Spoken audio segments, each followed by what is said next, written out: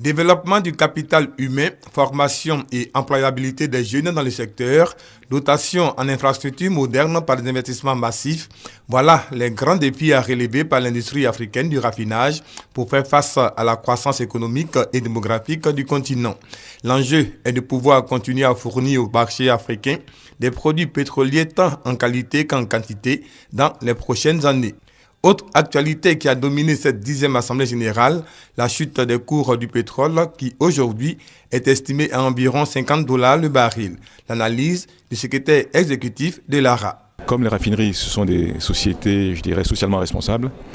Dans des pays comme la Côte d'Ivoire, nous sommes un petit producteur de pétrole.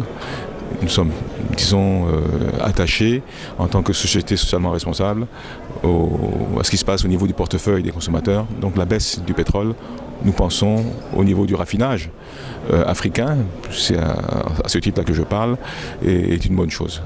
Mais en ce qui concerne, on va dire, les pays producteurs de pétrole, qui sont exportateurs de pétrole brut, pour eux, ce n'est pas une bonne chose parce qu'on se rend compte que dans les pays pétroliers, la manne pétrolière sert à financer beaucoup de programmes sociaux. Cette 10e Assemblée générale dénommée ARA Week a vu la reconduction du secrétaire exécutif, l'ivoirien Joël Dervin, et du président en exercice, le Gabonais Pierre Redono Ndiaye, pour un nouveau mandat d'1 an à la tête de l'ARA. Des innovations sont en vue pour cette nouvelle mandature. Il n'y aura plus cette distinction entre membres et membres associés.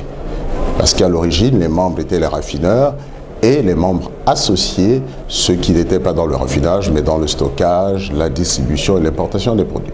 Aujourd'hui, il y a une cohésion au niveau de l'ARA, et ce qui traduit effectivement l'évolution de l'ARA, c'est-à-dire que l'ARA va de plus en plus s'ouvrir vers le monde pétrolier aval en dehors du raffinage. Cette année, 532 délégués venus des 4 coins du continent et d'Europe étaient présents à cette 10e Assemblée générale de l'ARA. Pour 2016, l'ARA a donné rendez-vous aux délégués à Marrakech, au Maroc.